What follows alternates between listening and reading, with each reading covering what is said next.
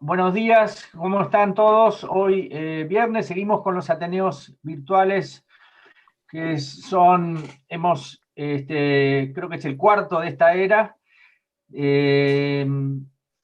Como ustedes saben, esto pertenece, digamos, está organizado dentro del servicio de ortopedia del Hospital Italiano, la sección de artroscopía y prótesis de rodilla. Fuimos tocando diferentes temas con diferentes invitados. Y el día de hoy vamos a hablar específicamente de prótesis e inestabilidad. El doctor Lisandro Carbó, que es médico de planta de la sección, va a hablar sobre el tema, y los doctores Tomás Nicolino y Julián Costantini van a presentar casos problemas.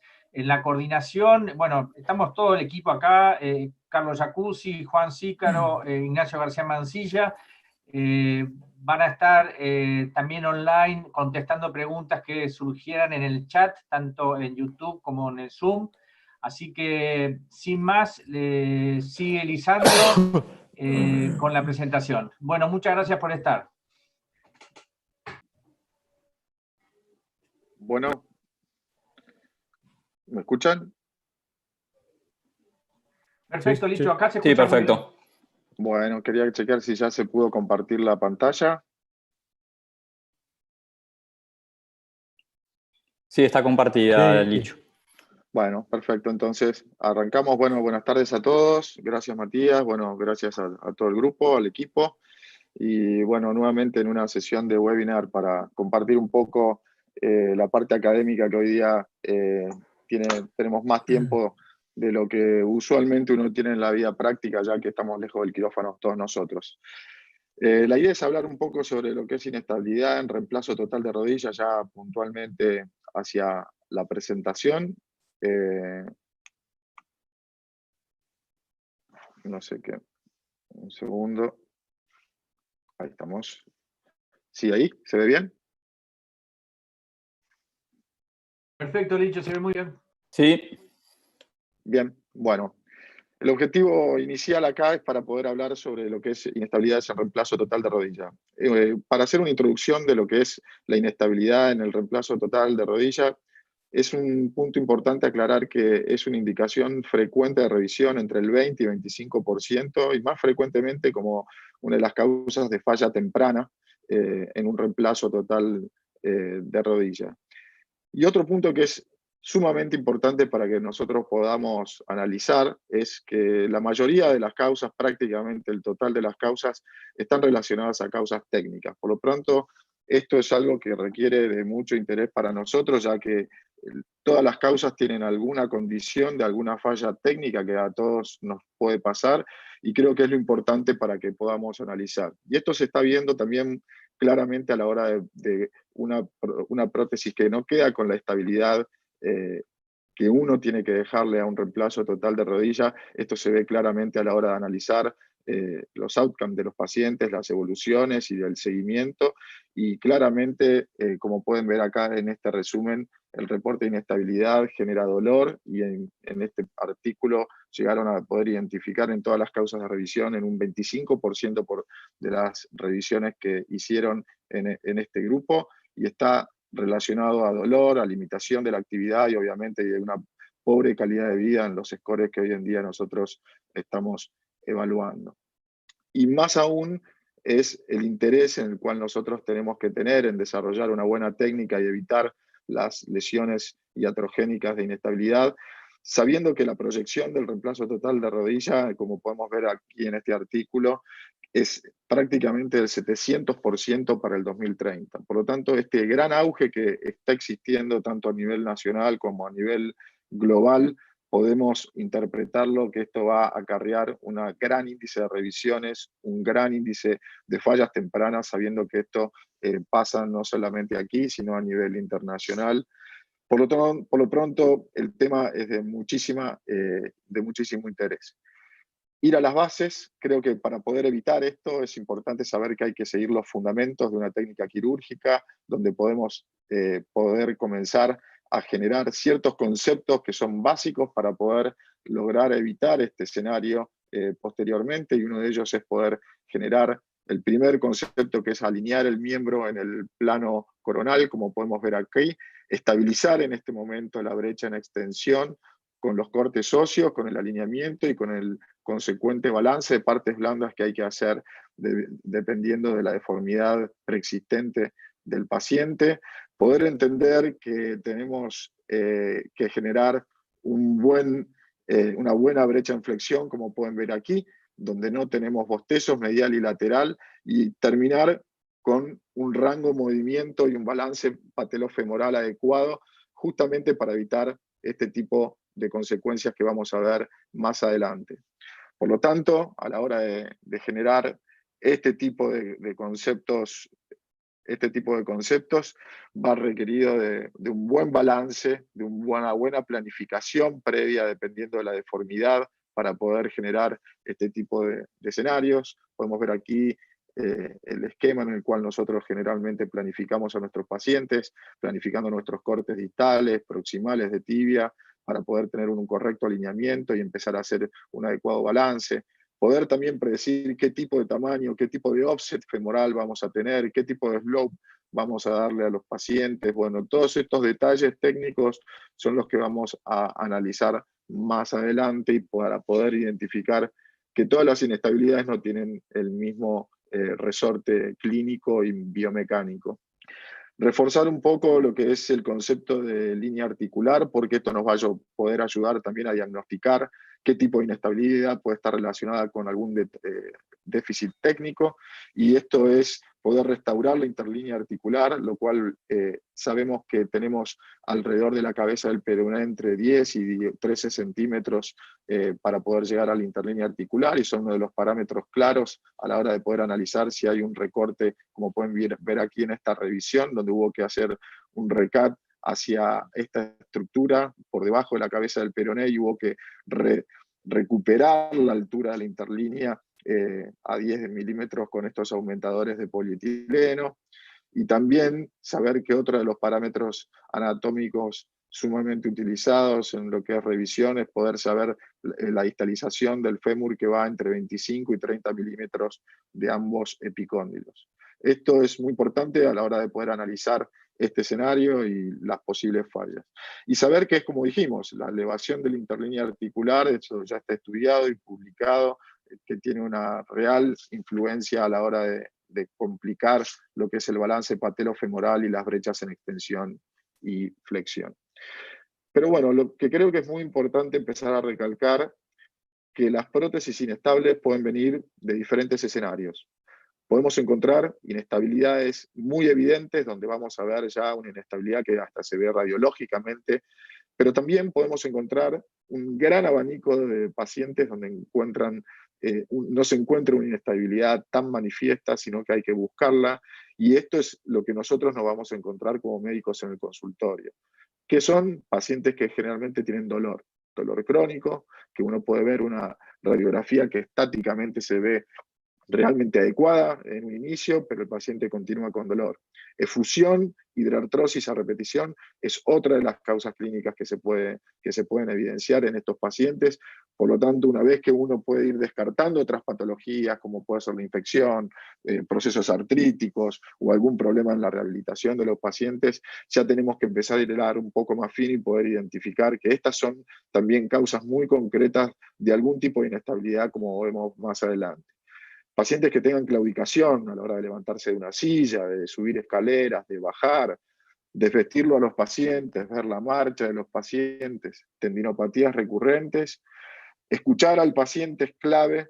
Cuando el paciente nos dice que hay algo que no funciona bien, que hay algo que le da inseguridad, es un punto muy importante para que nosotros podamos empezar a darle cierto interés al caso y poder empezar a discriminar las posibles causas de inestabilidad que podemos ver en estos pacientes, y obviamente esto repercute en déficits funcionales claramente. Por lo tanto, una vez que tenemos esa presentación clínica, nos ponemos en un contexto de identificar la causa, que es la clave, porque obviamente no existe una posibilidad de que nosotros como cirujanos vayamos a revisar un paciente por una potencial inestabilidad si no sabemos dónde está la inestabilidad y qué tipo de causa tiene esa inestabilidad. porque como vamos a ver más adelante, identificando la causa, vamos a saber qué es lo que hay que revisar, qué implante vamos a necesitar utilizar, cómo planificar nuestra revisión de inestabilidad. Por lo tanto, es sumamente importante el interrogatorio para iniciar la identificación de la causa. Muchas veces tenemos pacientes que vienen con radiografía ya con sus prótesis iniciales derivados de otro lado, donde los revisamos, pero no sabemos qué deformidad preoperatoria tuvo.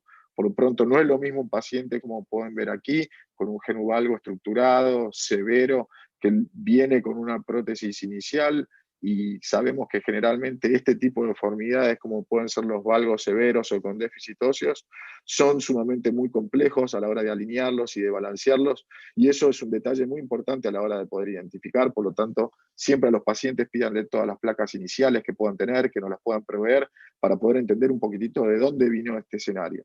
Saber si tuvo procedimientos previos, qué tipo de rehabilitación tuvo, qué nos puede contar el paciente.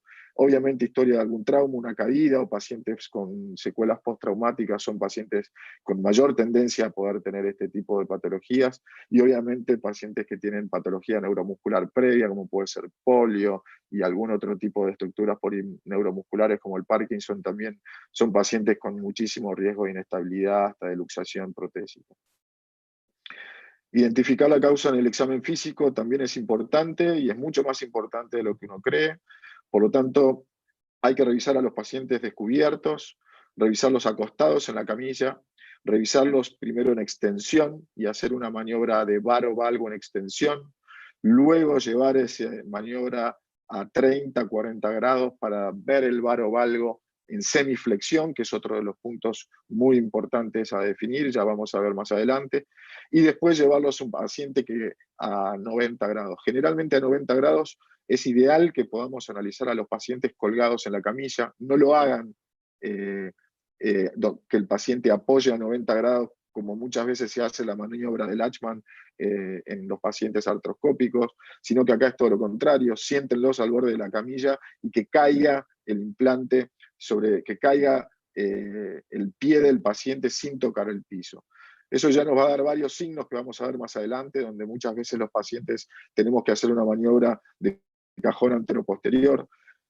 No es variable, no hay un consenso adecuado en la maniobra de cajón en esta posición, de cuánto puede ser inestable y cuánto no. Pero sí lo que es claro, que más de 10 milímetros de cajón, o un cajón aprensivo, o un cajón doloroso que tenga el paciente, o hasta muchas veces se puede luxar, eso muchas veces ya es un índice de que esa prótesis en flexión se encuentra alterada, y ya después buscaremos la causa de la flexión. Pero esta maniobra de sentarlos a los pacientes es clave. Muchas veces cuando lo cuelgan a los pacientes, también es importante que hagan una maniobra desde la pierna para subirla y hacer una maniobra de ver si el contacto del fémur con la tibia en 90 grados, sin que el pie apoye el piso, se encuentra en contacto.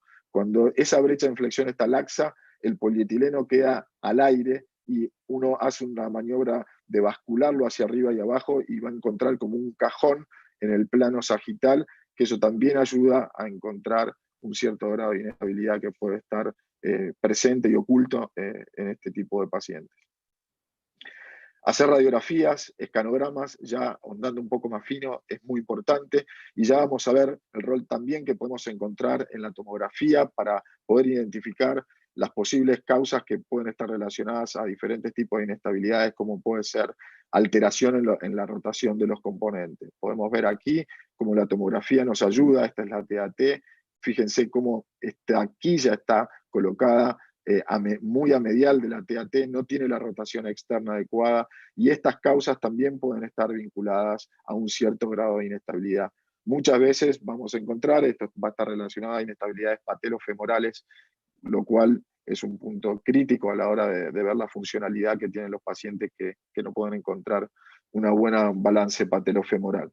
Y a la hora de poder identificar la rotación del componente femoral, podemos ver acá que es muy importante y muy útil para nosotros identificar con una tomografía axial computada, identificar este corte donde ustedes van a poder ver el epicóndilo lateral, el epicóndilo medial, y trazar otra línea que esté basada en ambos epicóndilos, en ambos cóndilos posteriores del implante, y cuando esta brecha es trapezoidal, o sea, es más chica de un lado y más chica del otro y no es paralela, puntualmente ahí nos vamos a encontrar que probablemente este implante puede estar con una rotación interna y también alterando ciertas estructuras en la brecha de flexión y en el balance patelofemoral.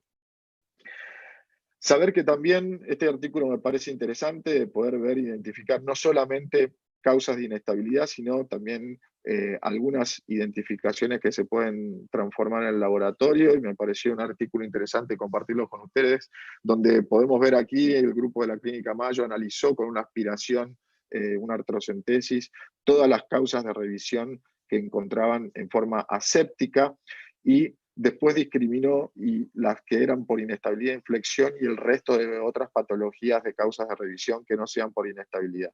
Lo que sí encontraron que no había ninguna alteración en todos los valores físico-químicos, tanto de infección como el laboratorio del recuento celular y recuento de blancos, pero sí encontraron una estadísticamente significativo la presencia de martrosis en los pacientes que tenían inestabilidad en flexión. Por lo tanto, pacientes que a veces uno tenga con hemartrosis a repetición, sepan que puede ser una de las causas posibles hacer identificar que este paciente puede tener alguna causa en flexión.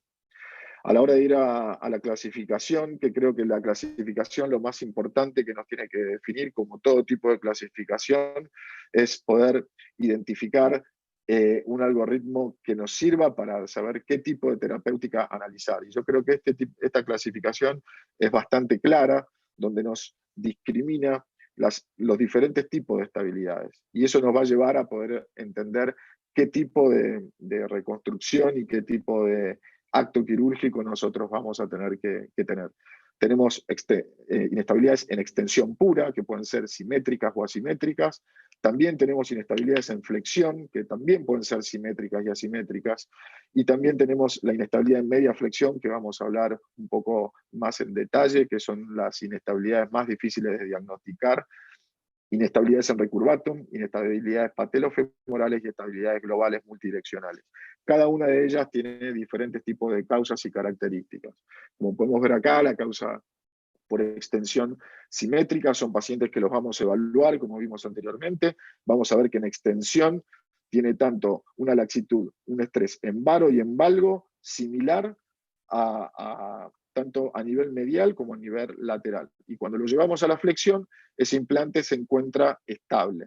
Esto nos quiere decir que hubo una alteración en la proximalización del corte inicial que se hace en el fémur, o sea, esto muchas veces lo que vamos a encontrar que ocurre en los genuvalgos, donde la hipoplasia del cóndilo externo hace que muchos cirujanos quieran ir hacia proximal del fémur para hacer algún recat, al menos mínimo, del cóndilo externo, pero eso lo que estamos haciendo es proximalizar el corte del fémur y eso nos está generando una alteración en la línea articular.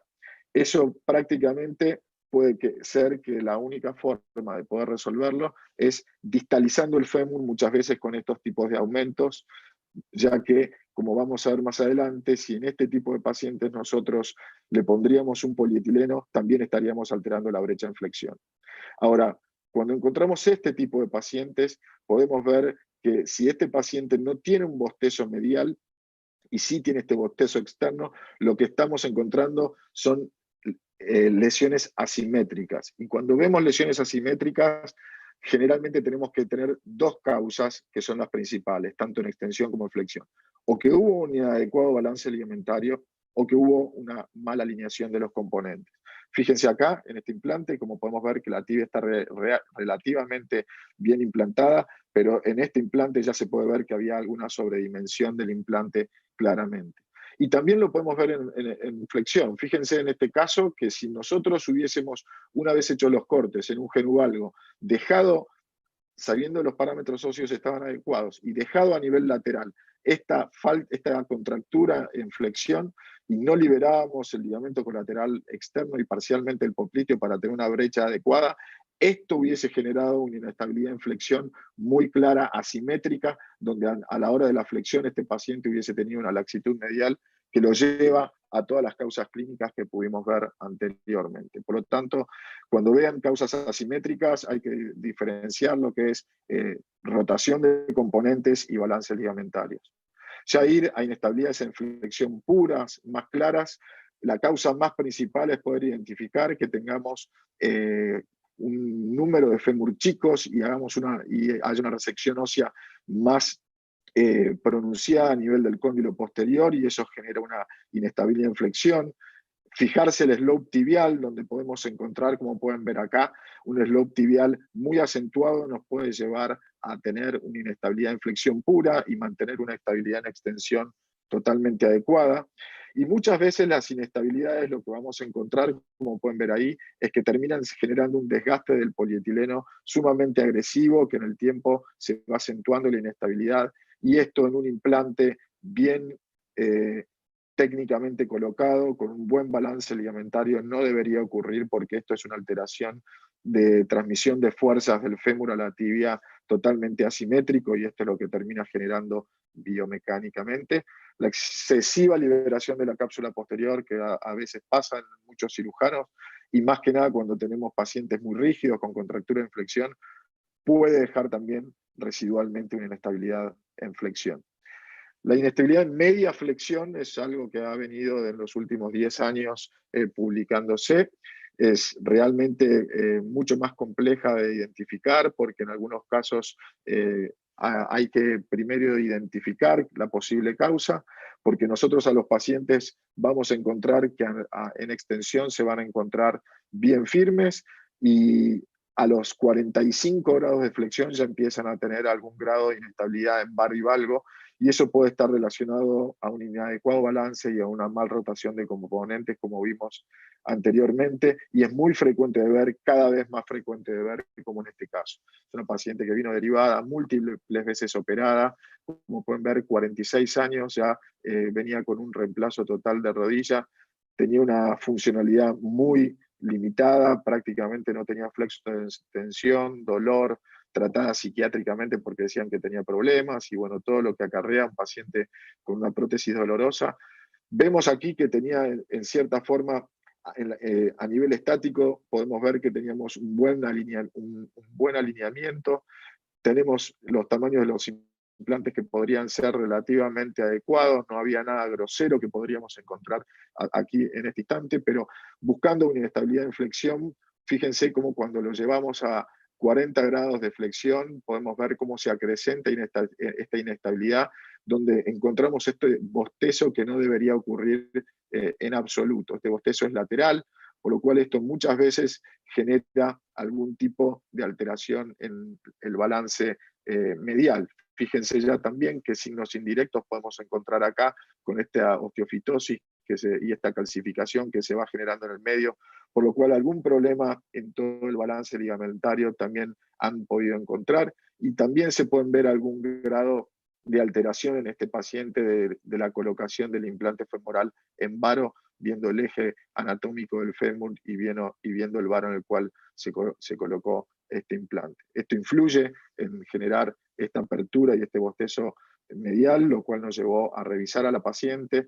Sacar un implante fijo lleva muchas veces a sacar hueso sano, por lo tanto tuvimos que generar un aumentador a nivel distal. Fíjense cómo ya no encontramos asimetría en ambos compartimientos. Esto requirió colocarle, por el excesivo balance que hubo que hacer, un inserto constreñido y darle también cierta estabilidad al implante, lo cual no siempre es necesario, pero obviamente en este caso requirió, ya que necesitábamos recuperar en esta situación la rotación que podemos lograr en el paciente y el alineamiento. Esto logró que la paciente pueda empezar a tener ya a los 2 años una flexoextensión completa, poder empezar a caminar, y realmente pacientes que notan concretamente el cambio funcional luego de poder generar y corregir los detalles técnicos que existían en este caso. A la hora de ver la patelofemoral, sabemos que la intrarrotación del componente femoral o tibial es la principal causa de dolor patelofemoral. Esto es claro y es muy evidente en la literatura. Es mucho más claro que el dolor patelofemoral venga vinculado a alguna alteración de componentes, más que alguna alteración de resurfacing de patela o no. Obviamente que cuando vemos estos escenarios ya vemos alteraciones tanto con patela o sin patela, y les puedo mostrar un caso interesante, como pueden ver en este paciente que no tenía patela, tenía alteración del balance patelofemoral, el mismo cirujano le hizo la patela y seguía con esta alteración. Una vez que identificamos que había una intrarrotación de los componentes, pudimos ver al paciente, perdón, lo voy a mostrar acá, perdón el audio, pero ven cómo tenía una luxación y reducción del componente patelofemoral, se encontraba relativamente alineada, y a la hora de hacer la revisión podemos ver claramente cómo tenemos, esto es lateral, esto es medial, podemos ver cómo todos los cortes que se habían hecho estaban, esto es lateral y esto es medial, y podemos ver cómo habían hecho todos los cortes en rotación interna. Acá trazando la línea transepicondilia podemos ver cómo habría que darle a este paciente una rotación externa al componente femoral, y una vez realizada la reconstrucción podemos ver cómo ya uno puede lograr un balance patelofemoral. En estos casos de tanta secuela, como pueden ver ahí, de luxaciones crónicas, hubo que hacerle una liberación retinacular externa completa, lo cual también tiene su riesgo, pero obviamente en el balance riesgo-beneficio, para poder alinear y balancear la patelofemoral, es imprescindible tomar esos riesgos muchas veces. Y esto es lo que podemos ver en los pacientes, que puedan empezar a recuperar en cierta forma la funcionalidad. Esta paciente no podía levantarse, no podía moverse, y esto es lo que pudo empezar a hacer, a levantarse y sentarse de la silla. Cuando ya tenemos recurvatum globales, esto está más vinculado ya a lesiones más complejas, como puede ser la polio, desbalances severos entre ambas brechas, luxaciones, rupturas ligamentarias, iatrogénicas o traumáticas. Son importantes de poder definirlas, como puede ser este caso, porque cuando encontramos casos en este tipo de severidad, no hay duda que en las reconstrucciones globales necesitamos utilizar un implante de bisagra rotatoria, ya que la escisión de todos los colaterales y de la contención de la cápsula posterior, que se hace insuficiente, requiere de que el implante tenga que suplir la estabilidad per se, y eso solamente lo podemos lograr con un componente de bisagra rotatoria. Podemos ver acá otro paciente para poder identificar, como podemos ver ya un paciente que tiene algún cierto grado de falla de alineamiento que vino derivado. Las secuelas de osteonecrosis que pueden ver ahí es por una patología previa que tenía inicialmente con respecto al consumo de corticoides crónico, y podemos ver acá como ya una alteración en el componente, donde podemos ver que hay un componente femoral colocado en varo, puede empezar a generar cierto grado de alteraciones funcionales. Y aún así, cuando vamos a la revisión en este tipo de pacientes, ya podemos ver esa alteración del componente y esa inestabilidad asimétrica que generaba básicamente en flexión, podemos ver cómo empieza a generar un debris de todo el componente de polietileno. Esto es lo que extrajimos a la hora de hacer la cirugía.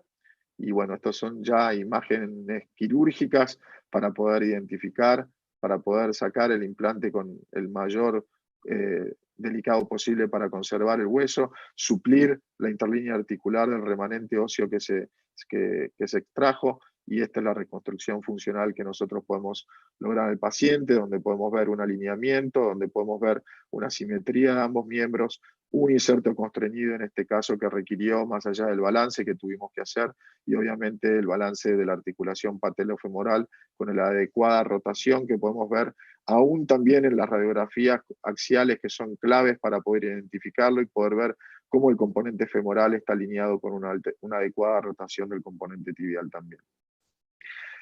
Es importante saber que aún en las rotaciones y aún en las revisiones más efectivas que podemos lograr en los pacientes con revisión con inestabilidad, son pacientes que aún así, comparándolos, como se ve en este artículo, con revisiones asépticas por otras causas, como puede ser algún aflojamiento o lo que fuere, los pacientes que vienen ya con inestabilidades y inestabilidades previas son pacientes que tienen menos resultados funcionales, y esto es importante saberlo para poder saber y dejar claramente las expectativas que tienen que tener los pacientes.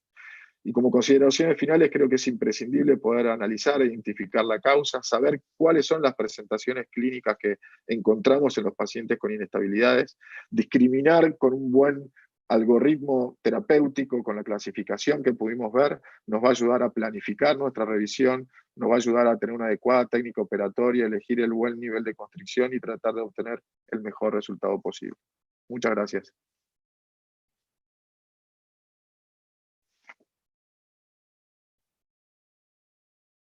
Muy bien, Lisandro.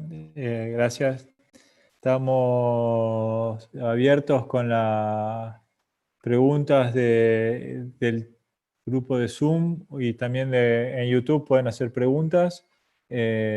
Vamos a ir pasándoles a Lisandro las preguntas. Damos unos minutos para eso. Por ahora, Juli, en YouTube no hay preguntas. Yo cualquier cosa aviso.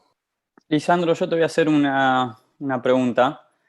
En el último Congreso Americano de Cadera y Rodilla se presentó un trabajo bastante interesante donde evaluaban y mostraban los resultados funcionales y de dolor en pacientes que uno le veía radiográficamente que presentaba una brecha simétrica, sobre todo a expensas del compartimento lateral, muy similar a una radiografía que mostraste dentro de tu presentación. Quería saber si vos lo tomás en consideración cuando ves pacientes por ahí que te consultan o con algún dolor, alguna molestia, y le ves esa radiografía, si lo tomás en consideración, si es causante de indicación de revisión, si los esperás, cómo manejás esos pacientes, donde en el plano frontal le ves una brecha simétrica a expensas de una apertura del compartimento lateral. Perfecto, Tommy. Muy buena pregunta, porque la realidad que es algo, diría, que uno ve en la clínica cotidiana constantemente, y de hecho esto yo creo que va un poco vinculado a diferentes tipos de escuelas quirúrgicas que se fueron evolucionando a lo largo de las últimas décadas. Entendí que me dijiste una brecha asimétrica, ¿no? Sí, una brecha Con bostezo simétrica a lateral. expensas de apertura lateral. No medial, que Bien. seguramente todos entenderemos que va a ser indicación de una revisión, pero lateral. Generalmente, como mostré anteriormente, eso es algo que hoy en día se ve bastante frecuente de ver, y esto está más relacionado a dos causas. Una es alteración en la rotación de los componentes, pero otra causa muy clara es en los genuvaros, donde los genuvaros muchas veces requieren de tener liberaciones secuenciales, que hay que saber claramente qué tipo de estructuras ir liberando, ya que van teniendo diferentes tipos de relación para lograr un buen balance, y una falta de liberación del complejo medial lleva muchas veces a estos bostezos laterales residuales que uno puede tener. Yo creo que, y el bostezo medial residual también es muy frecuente de ver en extensión, básicamente, porque está muy relacionado a una escuela quirúrgica inicial que se fue viendo, y que la tendencia era tratar de dejar las rodillas para que tengan extensión terminal con cierto grado de laxitud, y eso va a mucha experiencia, estuvo más relacionada a cirujanos iniciales en lo que es la escuela del reemplazo articular en rodilla, pero lo que se fue viendo al cabo del tiempo es que esas laxitudes que uno va viendo en extensión de 3, 4, 5 milímetros, también se acentúan a la hora de cuando uno los lleva a la flexión, y son pacientes que en flexión, cuando uno los empieza a buscar, tienen aún una inestabilidad en flexión, que hasta puede ser simétrica, donde con un polietileno se puede resolver, pero si en flexión está estable y tenemos esta laxitud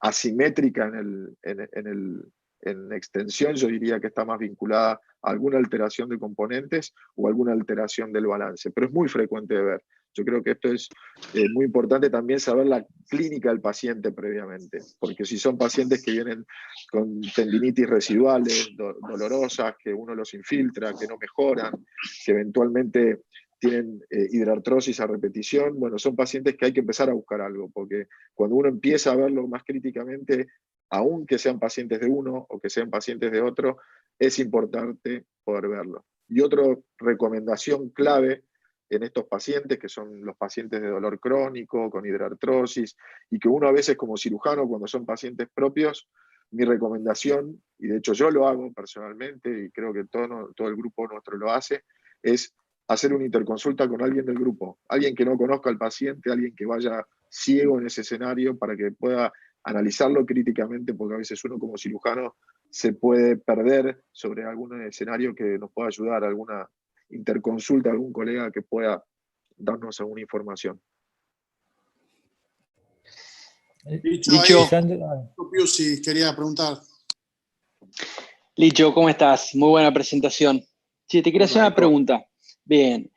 Dos preguntas. Uno, ¿cuál es el rol que ves para la revisión, manteniendo los componentes en aquellos casos de inestabilidad más, digamos, más moderados o de inestabilidad, digamos, de bajo grado, en el cual no hay un posicionamiento, digamos, no hay un mal posicionamiento de los componentes tan marcado?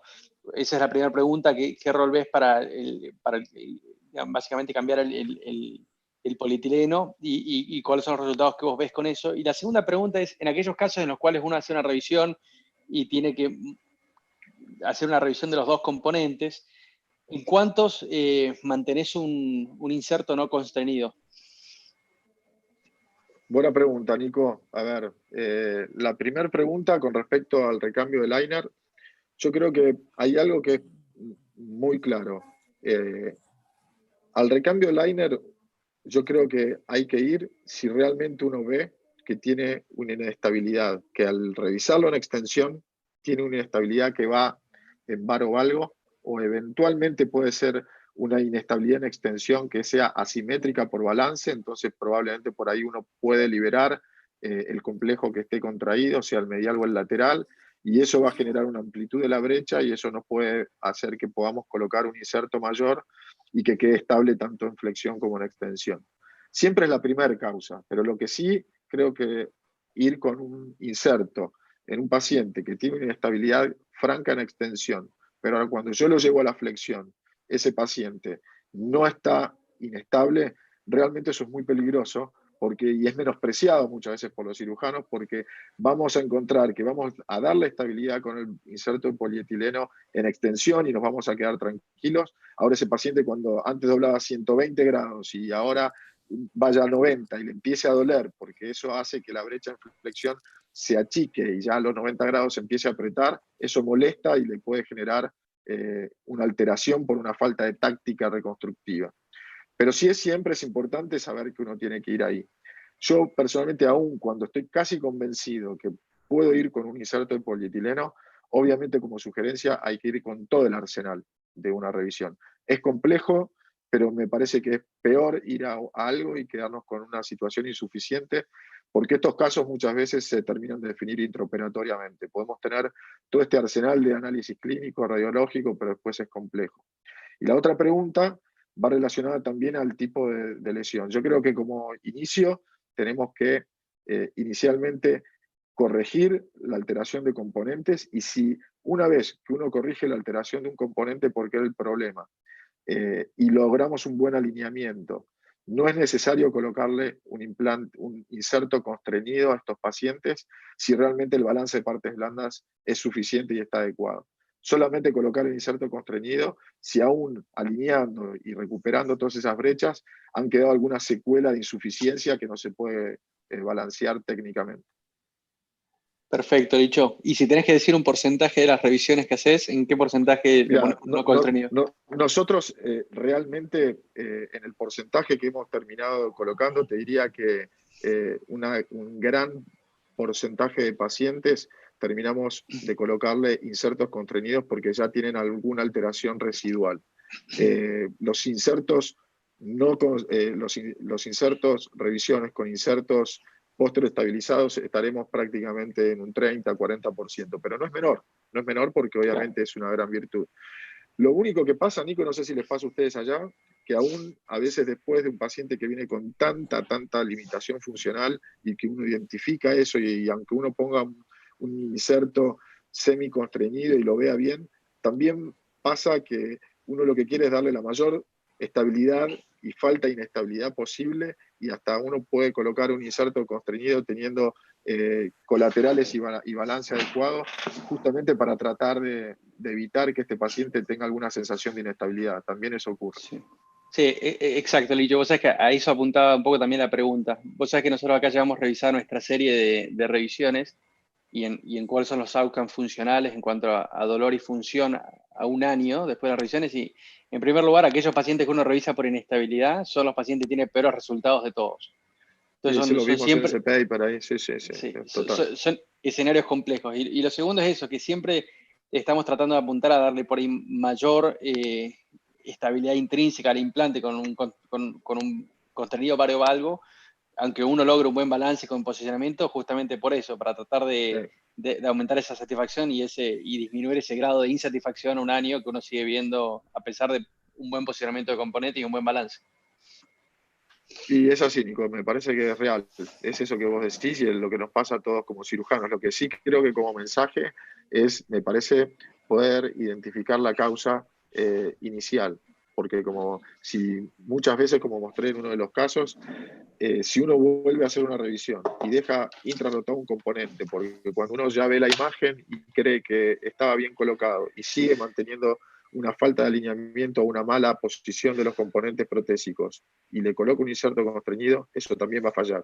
Entonces creo que es muy clave identificar la causa para más allá después tratar de darle la mayor constricción posible y estabilidad para que los pacientes estén más confortables. Eso también es otro punto que es claro y en la práctica médica es lo que ocurre. Excelente, gracias, Licho. Licho, hay una pregunta de Matías que dice, en la inestabilidad del varo valgo, ¿hay lugar para reconstrucción ligamentaria? Si puede ser biológica. ¿Cómo se hace el diagnóstico de estos casos? También es una buena pregunta porque obviamente cuando estamos en el ambiente artroscópico, las reconstrucciones biológicas ligamentarias creo que tienen un índice más efectivo y de mejores repercusiones clínicas en los pacientes de lo que se ha visto hoy día en lo que es las reconstrucciones biológicas en reemplazos protésicos. Creo que las lesiones completas de lo que uno ha podido ver, tanto en la clínica propia como en lo que está publicado, y hay prácticamente hoy diría un consenso, las insuficiencias completas ligamentarias, básicamente el complejo colateral medial, requieren de suplirlas con una constricción adecuada. Esa constricción va a depender de un inserto semiconstreñido, de un inserto constreñido o una prótesis de bisagra rotatoria o bisagra pura, dependiendo del escenario y dependiendo de si hay ya una inestabilidad global o una inestabilidad completa y colateral medial, que eso requiere prácticamente en muchos casos de bisagras. Reconstruirlos biológicamente, hay varios estudios, pero realmente es muy contundente la literatura. No sé si Nico nos puede dar, que seguramente en la Cleveland deben tener alguna revisión sobre ese escenario y que nos pueda aportar a esto, pero creo que las reconstrucciones ligamentarias a lo sumo podría ser una lesión iatrogénica parcial que uno pueda tener dentro de la cirugía y que uno pueda hacer una sutura y obviamente con los cuidados postquirúrgicos adecuados. Pero no sé si la pregunta era sobre ya Dicho, ahí terminaste con la duda si uno recibe un paciente con una ruptura iatrogénica en la cirugía y que está perfectamente operada, pero se rompió el ligamento colateral medial, es probable que en la cirugía, esa sería la indicación para reconstruir. Nico Pius, entonces te la paso a vos, ¿sería esa indicación o no? Tenemos que cambiar la prótesis. No, yo creo que es un escenario sumamente complicado, pero sí, el escenario para una reconstrucción biológica yo lo consideraría solamente en el caso de una lesión aguda y tendría un bajo threshold para si tengo la opción con el implante, por ejemplo, si estoy usando un implante que tiene la opción de poner un inserto constreñido variovalgo, ponerlo para proteger la reconstrucción que uno hace. Pero yo creo que sí. Eso es difícil acá en Argentina, Nico. Exacto. Una primaria. No, exacto. Lo que creo que como para resumen, Matías, y creo que era lo que Nico estaba hablando, es si uno está operando, y esto a cualquier cirujano reconstructivo le puede haber pasado en mayor o menor medida, y hay una lesión iatrogénica, del colateral medial. Obviamente que en ese momento, probablemente acá en el escenario argentino, no vamos a encontrar la posibilidad de tener una prótesis constreñida para colocar o una prótesis de bisagra, y hay que resolverlo en ese momento. Lo que sí hay que hacer es tratar de ser crítico, identificarlo, no dejarlo así como está, tratar de suturarlo, dependiendo del tipo de lesión que tenga, obviamente con suturas tipo Faber-Wire y todo lo que uno pueda tener va a ayudar, pero con lo que uno pueda tener. Y obviamente son pacientes que hay que dejarlos con un brace, con una férula puesta durante 30 días mínimamente, para darle la posibilidad a ese paciente de que pueda cicatrizar eso sin la necesidad de flexionar, porque eso puede empezar a distender el colateral. Y obviamente sabiendo que ese paciente va a tener un outcome, un resultado probablemente funcional menor al resto, con algunas alteraciones en la movilidad debido al tiempo de la férula que uno colocó. Y sabiendo que hay una alta chance que vaya a haber que revisarlo también, dependiendo de la lesión que uno haya hecho. No sé si Nico pensás igual. Sí, coincido con tu precisión. Lo único también es conocer bien y tener claro y familiaridad con el implante que uno está utilizando. Y también, a ver, hay veces que uno puede utilizar distintos grados de ¿cómo se llama?, de constricción, y eso te puede ayudar también en estos escenarios. A veces, por ejemplo, en pacientes en pacientes con un valgo severo, por ejemplo, usando, por ejemplo, implantes de Stryker, si uno cambia y utiliza en vez del baseplate primario, utiliza el baseplate universal, uno tiene la opción con un fémur PS de hacer incluso un contenido para valgo. Está bien que uno por ahí si ya tiene puestos los componentes, uno no le puso un vástago y no lo protegió, y siempre va a quedar la duda si después eso va a tener un mayor riesgo de aflojamiento aséptico por el mayor estrés. Pero bueno, uno se queda más tranquilo también. Es importante lo que dice Nicolás, que hoy en día los implantes primarios tienen la posibilidad de aumentar, como la prótesis triatlón de Stryker, en su momento lo tuvo la Sigma también, y lo debe seguir teniendo, de poder tener una constricción mayor sin la necesidad de poner un fémur de revisión con un cajón más grande. Lo que sí es real que pasa acá, Nico, en Argentina, es que cuando vos pedís una prótesis primaria, por más que tengas esa versatilidad, no traen los insertos constreñidos a todas las prótesis primarias que lleven. Entonces, si eso te agarra de improviso, yo creo que no hay mucha opción. Sí va a ayudar por ahí a la hora de la revisión. Sí, y como bien marcaste vos, siempre está bien volver a recalcar, y me parece que lo dijiste es clave, ¿no? Siempre encarar estas revisiones, por más que uno vaya pensando que va a ser un cambio de polietileno solamente, en tener en lo posible todas las cajas y todo listo para hacer una revisión de ambos componentes, para tener todas las opciones, porque uno sabe dónde empiezan, pero nunca sabe dónde terminan. Vamos con la última pregunta acá del chat y después vamos a la que tenemos de YouTube. Hay una pregunta de Juan Pablo Bonifacio que pregunta si preferís la brecha simétrica en flexión y extensión que tenga 2-3 milímetros de apertura o que queden más apretadas. A ver, ninguna de las dos, porque la palabra apretada me parece que da la sensación de que queda apretado, justamente. Yo creo que tiene que quedar balanceado. Yo personalmente creo que no es bueno que tengan estas 2-3 milímetros de apertura, como les dije anteriormente. Creo que, como les mostré inicialmente, en estabilidad en extensión y en flexión, creo que uno tiene que lograr una extensión completa, pero sin bostezo. Cuando uno logra la extensión completa sin ningún tipo de bostezo, ni de 1 o 2 milímetros, eso está estable, no está apretado, sino que está estable. Y cuando uno lo lleva a la flexión, lo mismo, hace la maniobra de bar o valgo, como vimos en ese video, y tampoco tiene bostezo, pero tampoco está apretado, porque si estuviese apretado, cuando uno lo lleva a la flexión, el polietileno haría un lift-off, o sea, se saltaría, y eso quiere decir que está apretado, sino que quiere decir que esté estable, personalmente, sin ningún tipo de bostezo, ni de 2 ni de 3 milímetros. Esa es mi opinión a la hora quirúrgica. Nacho, ¿cuál es la pregunta que tenemos desde YouTube? Sí, en realidad hay 3 preguntas. Te voy a hacer las primeras 2. La primera es de Lisandro Nardín, que dicen pacientes primarios con trastornos rotacionales importantes, ¿cuáles son tus tips para centrar bien tu patelo femoral? Siendo que muchas veces un solo gesto no alcanza. Y también te hago la segunda, que también Guillermo Ruffini pregunta los tips para la mala rotación tibial. Así ya puedes responder las dos, una de patelo femoral y otra de rotación tibial.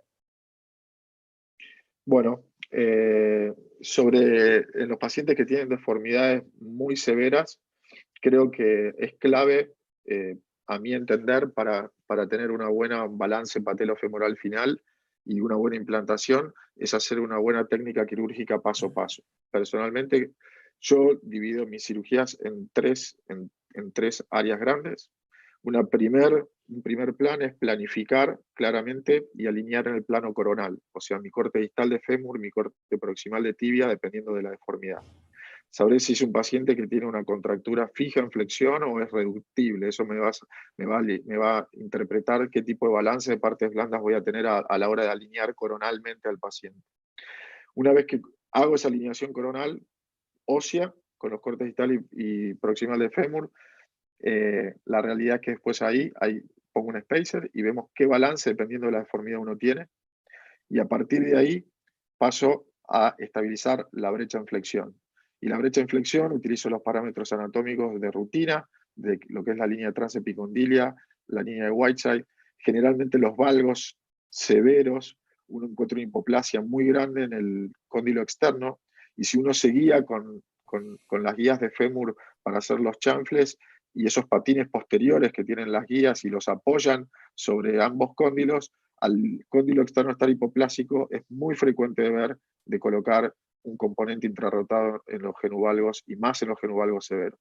Por lo tanto, en esos casos, ni hablar, es muy importante utilizar los parámetros anatómicos como la línea transepicondilia y la línea de Whiteside para poder tener un buen detalle de una buena rotación externa.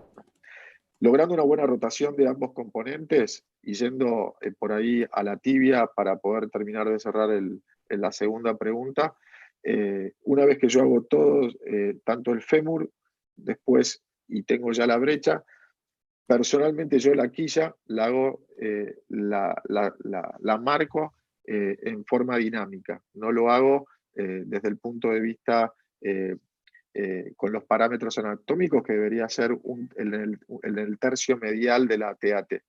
Esto muchas veces confunde porque hace que algunos quieran poner la medial a la TAT y es todo lo contrario, sino esto va a ser de colocarlo en intrarrotación. Entonces yo personalmente lo que hago es que una vez que ya hice los cortes óseos de fémur, tibia y los chanfles y ya tengo alineado y las brechas hechas, pongo el componente como vieron en la imagen al principio, le doy flexo extensión, veo que tengo un buen balance patelofemoral y en ese momento que se acomoda la tibia es donde marco para poder después hacer la quilla. Y ese es mi detalle técnico quirúrgico que yo les puedo transmitir, que es donde más confianza me da cómo acomodar la tibia al balance dinámico que yo veo en esa reconstrucción. Bien, perfecto. ¿Algún otro tip ¿Y la tercera pregunta? Sí, ¿algún otro tip para la patelo más, femoral Juli? en particular? Sí, hay una pregunta más de YouTube, pero no sé si, Licho, respondiste la parte de algún tip para la patelo femoral en particular. Yo personalmente para la patelofemoral lo que les puedo decir es que siento que la articulación patelofemoral, y esto también está estudiado, los principales problemas de la articulación patelofemoral vienen vinculados a alteraciones técnicas de todo el proceso que uno fue haciendo. Si uno no alineó bien el miembro, va a tener alteraciones patelofemorales. Si dejó un implante en valgo, va a tener alteraciones patelofemorales. Si eventualmente uno dejó mal rotado un componente femoral o un componente tibial, va a tener problemas patelofemorales. Por lo tanto, la articulación patelofemoral es una consecuencia de todo el proceso del paso a paso que uno hizo de lo que yo le fui transmitiendo.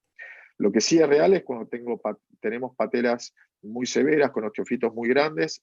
Después ahí hay otro tema de discusión de si hacer un resurfacing, si hacer una facetectomía lateral, que es una de las técnicas que estamos haciendo en nuestro grupo, o hacer una osteofitectomía. Ese es el escenario que ya es otro motivo por ahí de una larga charla. No creo que eso ya nos va a dilatar mucho esto, pero puntualmente creo que si uno sigue todo el proceso del paso a paso quirúrgico, va a encontrar menos problemas patelofemorales de los que uno está acostumbrado a ver.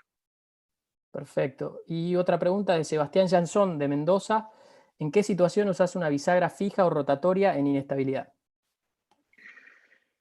Bueno, lo que es importante ver, yo personalmente prácticamente fijas he puesto muy pocas. Las prótesis de bisagra fija hoy día están vinculadas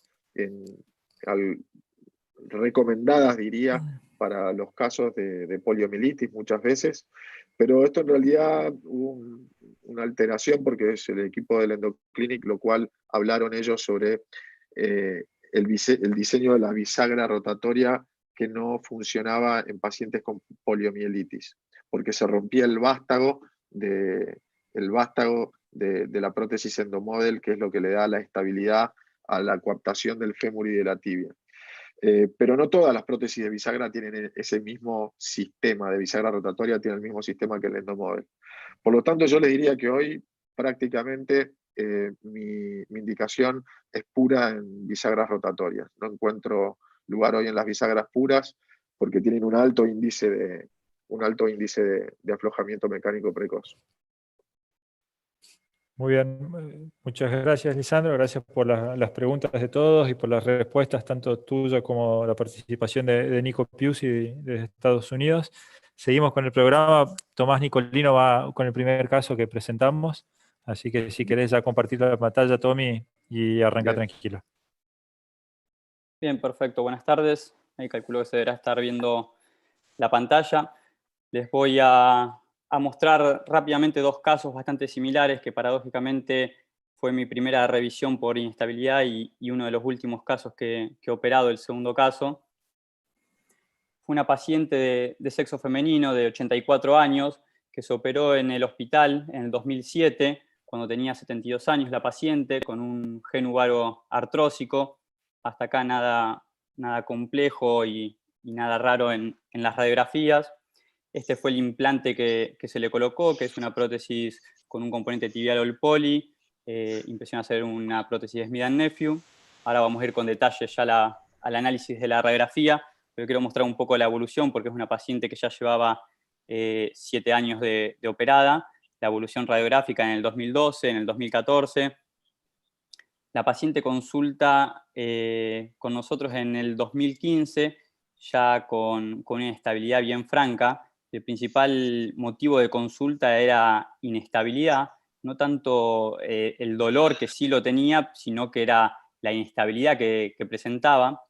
Esta es la radiografía donde a priori no se identifican zonas de radiolucencia, salvo acá a nivel posterior del componente femoral, pero cuando veíamos la evolución de todas las radiografías no habían notado cambios. Y cuando vamos al análisis de la línea articular, un poco lo que mostraba Lisandro previamente, podemos ver que a nivel tibial se respetó bastante bien el corte tibial. No vemos un deseje claro en el plano coronal, pero sí vemos que en lo que es la línea articular femoral sí se hizo un corte por ahí mayor a lo adecuado en la parte del fémur distal. Y lo otro que podemos ver es que el componente femoral es un componente más pequeño, de hecho es más chico que la tibia, y donde sí hay una resección bastante grande a nivel del cóndilo posterior. Esta es la paciente que vamos a ver la marcha que tenía, una marcha bastante característica en estos pacientes inestables que caminan con la pierna extendida para evitar trabajar en flexión. Podemos ver que tenía un ligero recurvatum, pero es más de la contracción refleja para trabar la rodilla y poder caminar con esa pierna estable. Llevó mucho tiempo caminando de esta manera, pensar que lleva 7 años con inestabilidad. Es una paciente que consultaba por episodios de inflamación a repetición, de dolor, pero que nunca se le había indicado ningún tratamiento por decisión de ella. Esta es la evaluación del examen físico de la paciente. También, como decía Lisandro, lo revisamos tanto en extensión como en flexión. Podemos ver que en flexión a 90 grados con el fémur fijo, la inestabilidad que presenta, esto debería moverse todo en bloque, tanto el fémur como la tibia, y podemos ver que la paciente claramente tiene una estabilidad franca en flexión. Esta es la imagen intraoperatoria. La prótesis, por suerte, salió sin dificultad, no hubo gran pérdida ósea más de la que se había hecho, y nuestra estrategia fue reconstruir esas líneas articulares a expensas de aumentar lo que es el fémur distal con un aumentador de 10 milímetros y aumentar el offset posterior del cóndilo posterior con un aumentador de 5 milímetros. Esta es la distancia que tratamos de recuperar y lo que identificamos como la principal falla mecánica de la paciente y lo que producía su inestabilidad. Esta es la evaluación de la paciente ya con el liner de prueba. Fíjense la estabilidad que tiene en extensión. Siempre probamos el tracking que tiene y la probamos en flexión como en extensión. Fíjense en flexión, digamos nuevamente como en flexión se mueve todo en bloque, esa inestabilidad que presentaba previamente. Ahora lo vamos a ver cuando flexionemos la pierna, que al movilizarla se mueve tanto en bloque lo que es el fémur con la tibia. Este es el resultado radiográfico de la paciente. Se utilizó una prótesis constreñida. No requerimos de aumentadores tibiales, sí los aumentadores distales y posteriores, con un liner constreñido. Y esta es la paciente ya recuperando la marcha a los 2 meses posoperatorio. Ya por lo menos caminaba con una marcha en flexión, con un cierto colapso cuando camina de vicios posicionales de la marcha de inestabilidad que tenía antes. Esta es la paciente ya a los 6 meses de seguimiento, ya recuperando un poco más de fuerza muscular. Podemos ver que presentaba muy buena movilidad. La tenía también antes en la cirugía previa y ya recuperando un poco de fuerza, sobre todo para lo que es subir y bajar las escaleras. Para subir y levantarse cuando se sienta. Esta es la escala de seguimiento. La paciente tenía, no sé si llegaron a notar, el KSS previo tenía 5 en la parte funcional. Era una paciente que no podía deambular fuera de su casa, que no podía subir y bajar escaleras. Actualmente ya era deambuladora extradomiciliaria.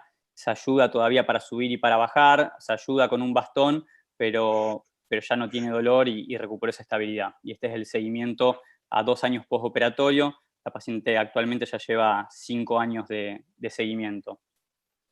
Y rápidamente les presento, y después pasamos a las preguntas, un caso similar que fue de los últimos que he operado a final del 2019, que se presentaba bastante parecida. Era un caso operado en otra institución hace 15 años, prótesis bilateral de las 2 rodillas con una prótesis, una PFC Sigma, donde se puede ver que la rodilla derecha quedó con un valgo residual, donde se ve que tuvo una mayor resección en la tibia en comparación con la contralateral. No es que fue un corte muy bajo, pero sí en comparación con el lado contralateral fue mayor.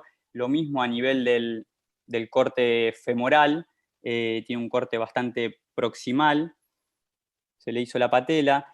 Esta paciente tenía algunas zonas de radiolucidez, según las zonas de la Knee Society, a nivel lateral y a nivel posterior, bastante sutiles.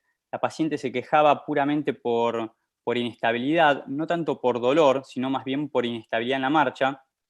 Nosotros estos pacientes siempre los evaluamos de forma completa con tomografía, si hay sospecha de infección, con punción o centellograma si lo requiere. Y esta paciente le hicimos la tomografía. La verdad que no quedaba muy claro el aflojamiento protésico. Sí veíamos algunas zonas de radiolucidez a nivel posterior de los cóndilos, con estas zonas con quistes subcondriales y zonas de remodelación. No se ven unas lisis importantes o pérdidas de stock óseo. Este es el centellograma que corrobora un poco lo que veíamos en la tomografía, que hay una hipercaptación en la fase tardía a nivel de los cóndilos posteriores. El laboratorio de la paciente era con una PCR baja, una eritrosedimentación de 20, 15 años de operada. Este es el panorama de nuestra paciente. Vemos ese valgo residual con esa prótesis primaria. Y el plan terapéutico que uno se plantea en estos casos es qué grado de constreñimiento le va a dar. En el caso anterior vimos cómo satisfactoriamente uno lo puede resolver con una prótesis constreñida. Hoy también discutían un poco si uno le pondría una prótesis primaria o qué grado de constreñimiento le íbamos a dar. Y yo pongo también un poco sobre la mesa la última pregunta que por ahí hacía Jansson, si uno le colocaría una prótesis abisagrada a este tipo de pacientes con esta inestabilidad. Otra de las preguntas que voy a plantear es si alguien utilizaría conos de metal trabecular o injerto de hueso de banco para estos casos con estas radiografías iniciales. Les recuerdo una paciente que en el examen físico tenía muy buena movilidad, tenía una inestabilidad bien franca en flexión tenía un ligamento colateral medial que era ligeramente asimétrico, pero la verdad que era un ligamento suficiente, no es que tenía una instabilidad franca en extensión, sino que era puramente en flexión. Y esto es un poco lo que yo resolví en este caso. Esta es la imagen intraoperatoria. Podemos ver esa hipertrofia sinovial bien característica que mostraba hoy Lisandro. Son pacientes que hacen hemartrosis a repetición, que hacen sinovitis o inflamaciones ligamentarias. Podemos ver que esto es producto más que nada del debris, por ahí del desgaste del poli y de la inestabilidad que produce. Este es el polietileno que retiré. Tenía un poli bien gastado en la parte posteromedial, que no es una zona, una paciente que llevaba 15 años de operada, no es la zona de desgaste característico, sino que es más bien por la inestabilidad que presentaba. Y este es el video al tratar de sacar la prótesis. Podemos ver que la prótesis estaba bien suelta a nivel tibial. A nivel femoral la prótesis estaba fija, más allá de que veíamos a nivel posterior que había zonas de radiolucidez en la tomografía, en el centello. El componente femoral estaba fijo, el tibial estaba suelto. Y esta es cómo quedaba el hueso y el defecto metafisario que presentaba, principalmente a expensas del cóndilo posteromedial. La verdad que no es que perdió hueso con la resección, sino que el hueso remanente que tenía era de mala calidad. También podemos ver que a nivel lateral se preserva un poco mejor. Todavía no habíamos sacado el manto de cemento tibial. Y vuelvo a repreguntar quién hubiese ido en estos casos con un injerto de hueso de banco o con un suplemento, un cono de metal trabecular. Y esto es cómo resolví el caso. Yo le había pedido una prótesis constreñida, una prótesis de Stryker constreñida. Utilicé un vástago tanto femoral y tibial con offset. Utilicé suplementos distales de 15 milímetros a nivel medial, de 10 milímetros a nivel lateral y suplementos de 10 milímetros a nivel posterior. Reconstruí la tibia con un suplemento también tibial de 10 milímetros y coloqué un inliner constreñido número 25. Y acá es cuando vuelvo a preguntar quién de entrada le hubiese indicado una prótesis abisagrada a este paciente. Yo no lo hice. Seguramente si lo hubiese tenido por lo menos de backup, mis coronarias hubiesen estado más tranquilas cuando iba aumentando de liner en liner una vez hecho toda la estructura, la restauración de la línea articular, como indica el paso a paso, pero que uno después ve que con los liners cada vez va agotando los tamaños y no logra la estabilidad requerida.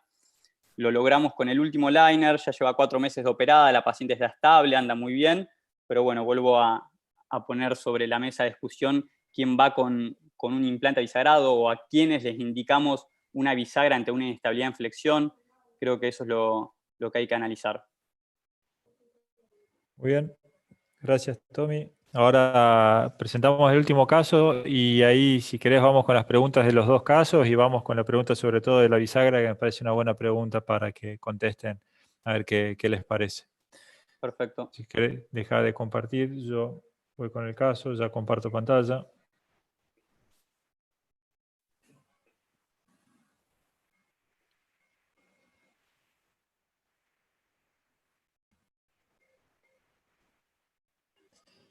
Vamos con...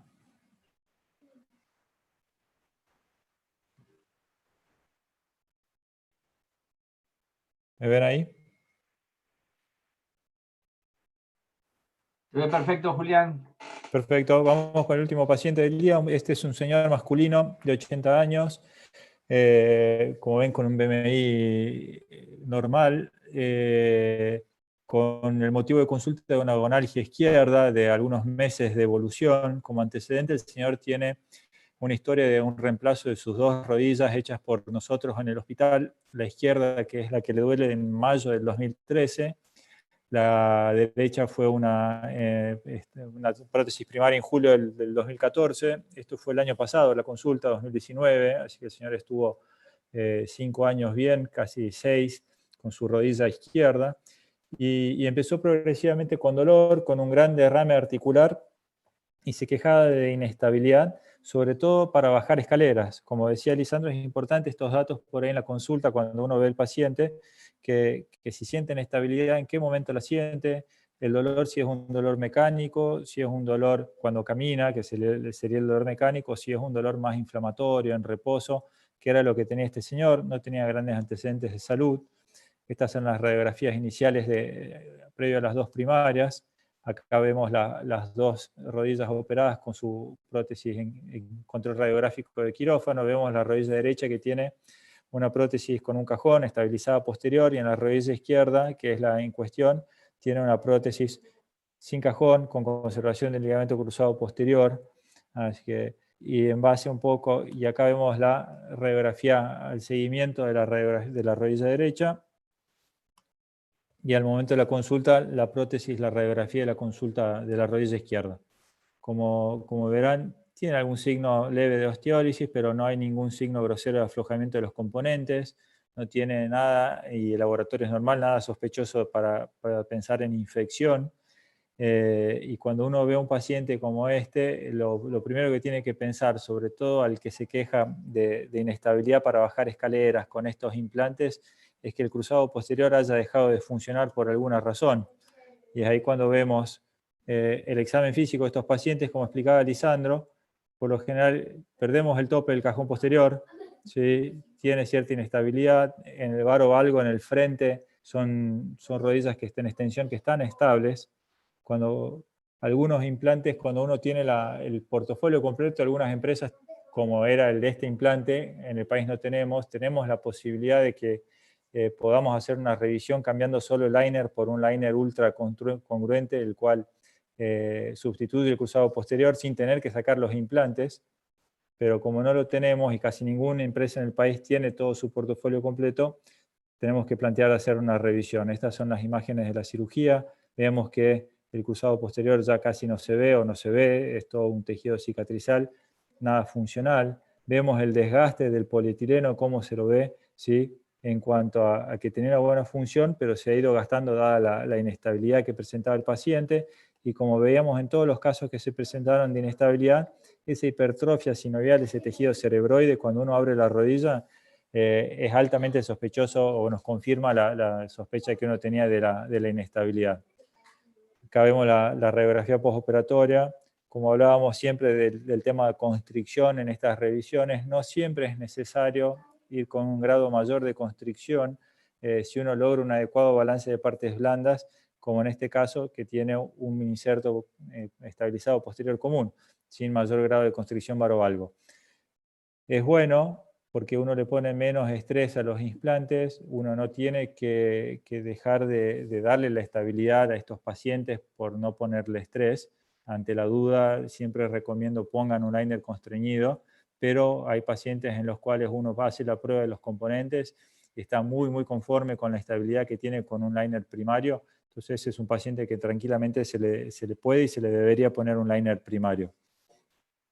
Fuimos ahí rápido con la presentación del caso. Sí tenemos un poco de tiempo para discutir. Si hay alguna pregunta, dejo abierto a Tomás, no sé si o alguno está haciendo alguna pregunta de YouTube o de acá desde el Zoom.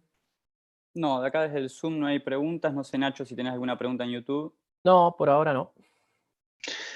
Yo te voy preguntando, Juli, con respecto al caso que presenté, si vos tenés alguna estrategia o cómo evaluás estos pacientes que tienen instabilidad franca en flexión, como para definir el tipo de implante entre un constreñimiento o pasar a una bisagra. Por lo general, si uno tiene una duda de cuál es la inestabilidad que tiene el paciente, en este caso, que era una prótesis con conservación del cruzado posterior, la rodilla en extensión sigue estable.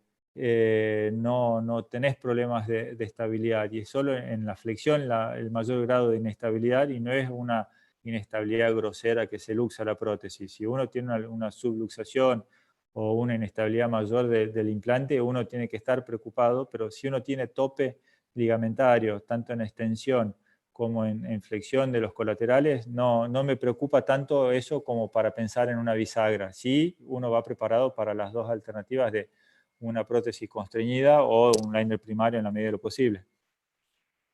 Bien. Ahí pregunta Carlos Jacuzzi en cuanto al liner primario en revisión por inestabilidad, si crees que aumentás mucho el estrés y pones un liner constreñido, aunque te quede muy estable la prótesis, por lo que comentó Nico que al año vieron peores resultados.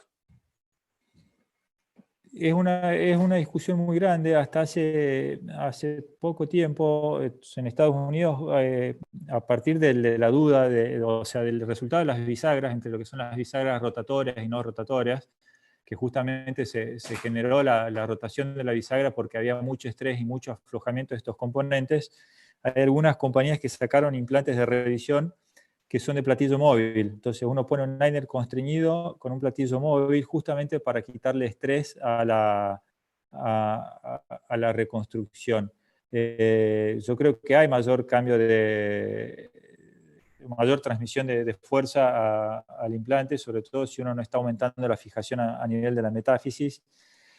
Cuando la inestabilidad es grosera y como en estos casos que tiene que ver con la pérdida de la función del liner del cruzado posterior, creo que el ir con un liner primario no está bien.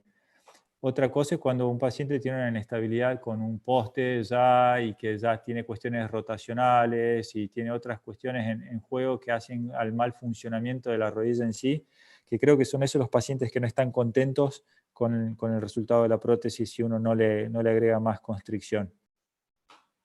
Lo otro que te iba a complementar, Carlos, que más allá de la estabilidad, vos ahí preguntabas si cambiaba, por más que te quede bien estable la prótesis, creo que también es muy importante la alineación que tienen tus componentes, porque al aumentarle el poste que sea más alto y más ancho también, cuando uno flexiona, ahí le sumas más estrés si no tenés una buena alineación. Más allá que esté sumamente estable, si no está perfectamente alineado, es muy común que con estos postes más grandes y más anchos, que cuando empieces a hacer el tracking que tenga ya mayor estrés.